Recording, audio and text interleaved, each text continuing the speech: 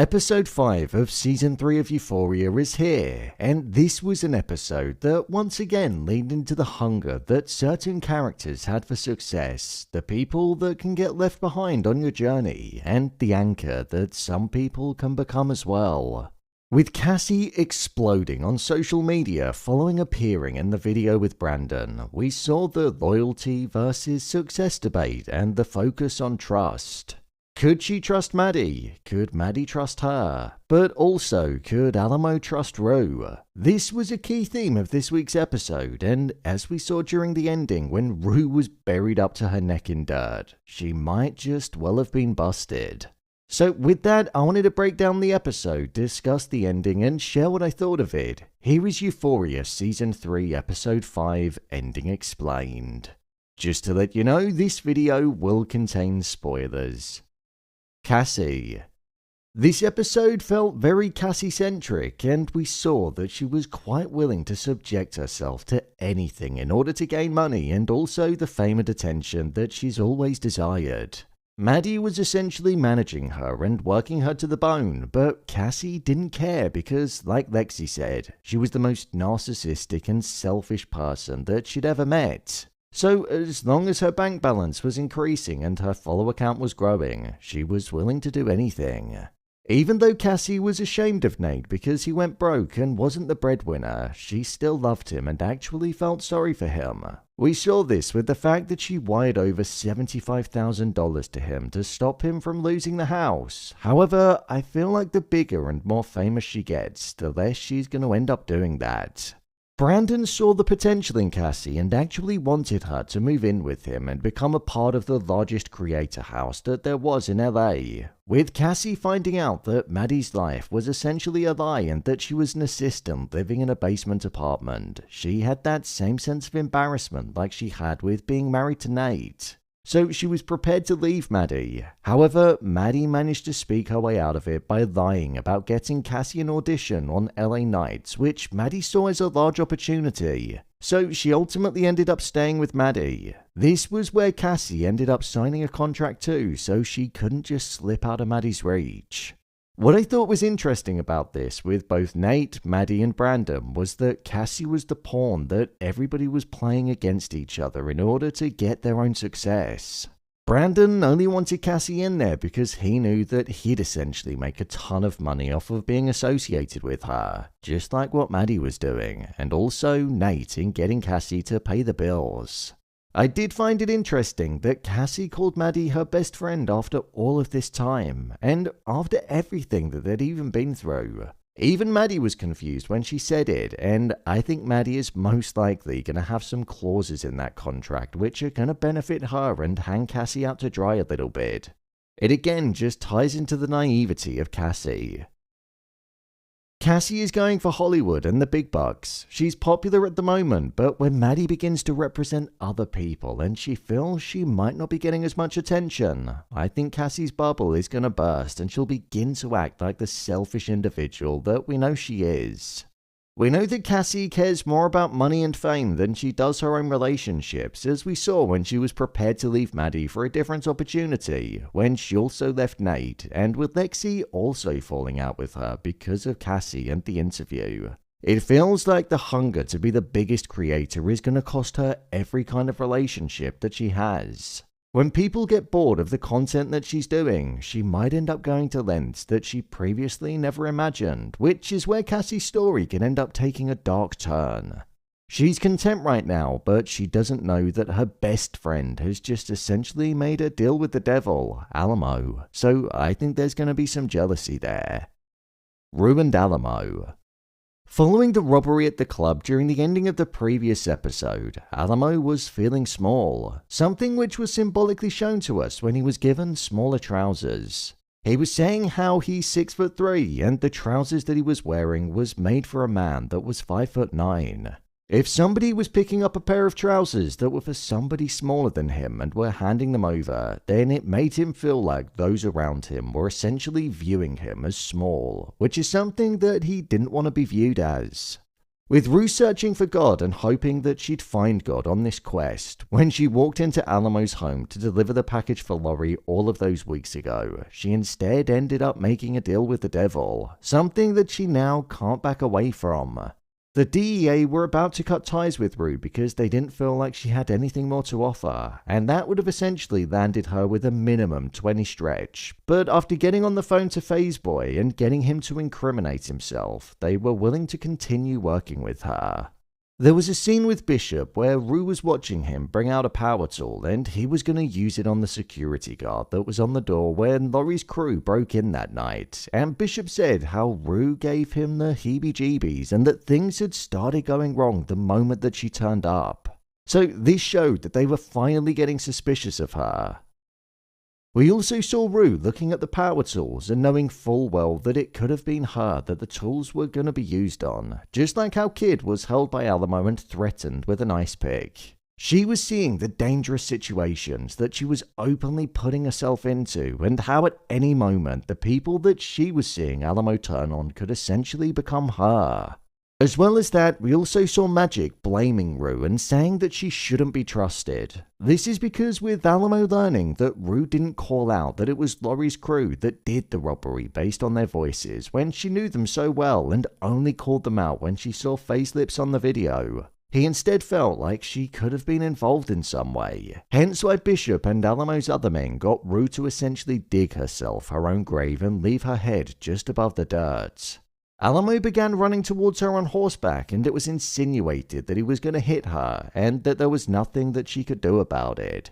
Personally, I don't think she's going to be hit here. I think this is just a warning, and with them specifically targeting her, I think it's going to frighten her to the point where she might go silent on the DEA.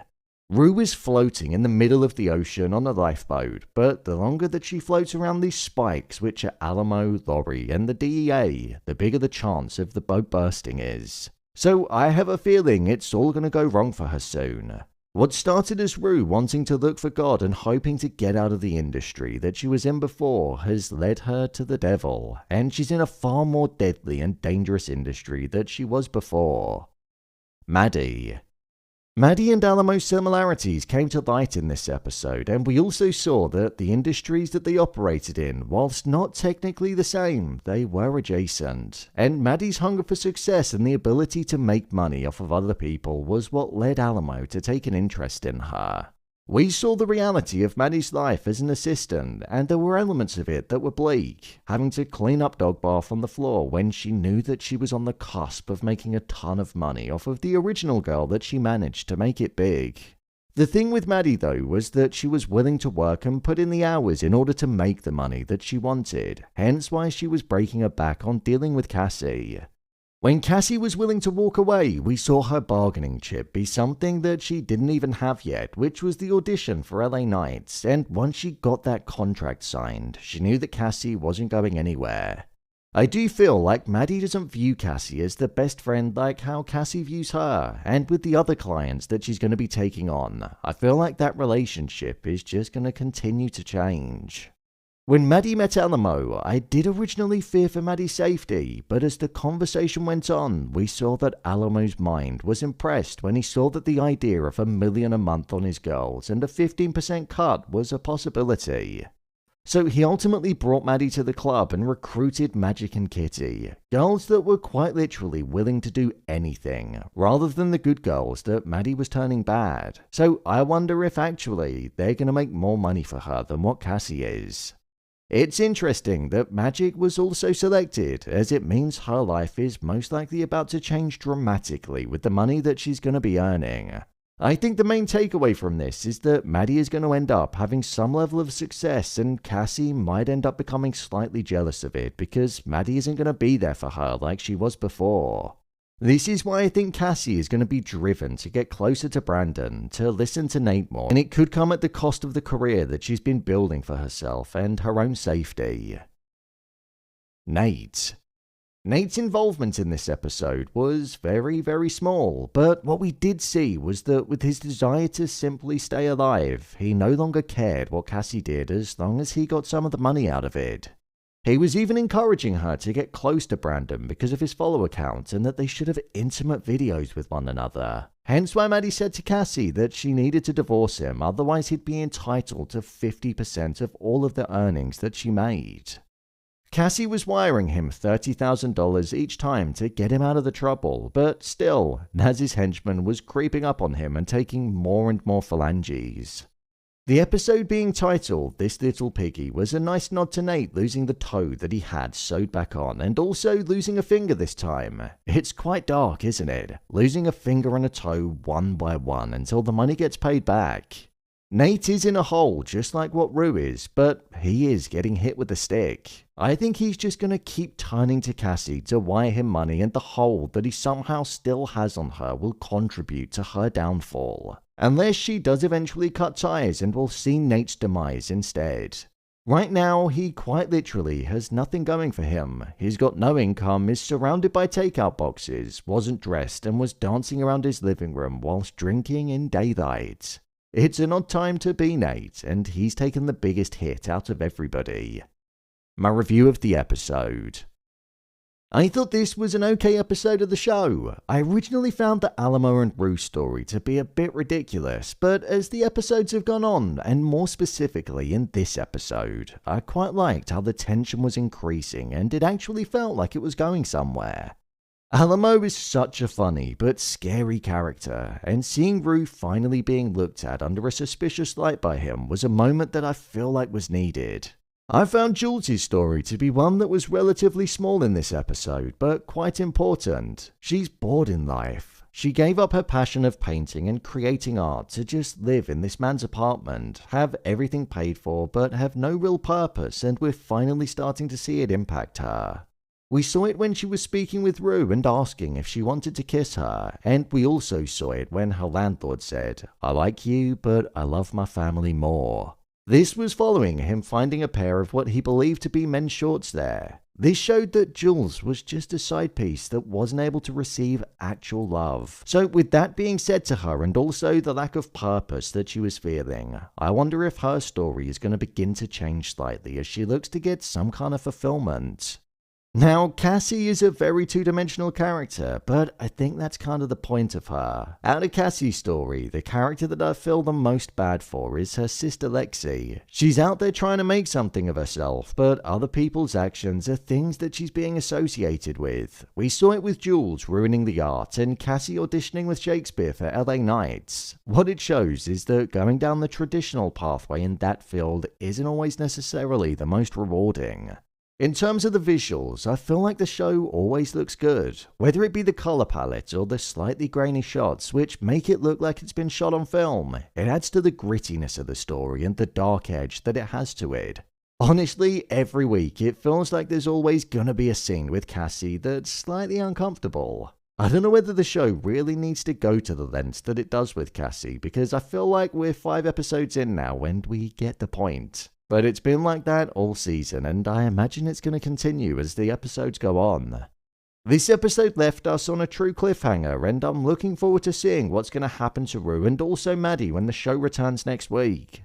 Things are about to change for the characters as we embark onto the final 3 episodes of the season. So, there you have it, Euphoria Season 3 Episode 5, Ending Explained.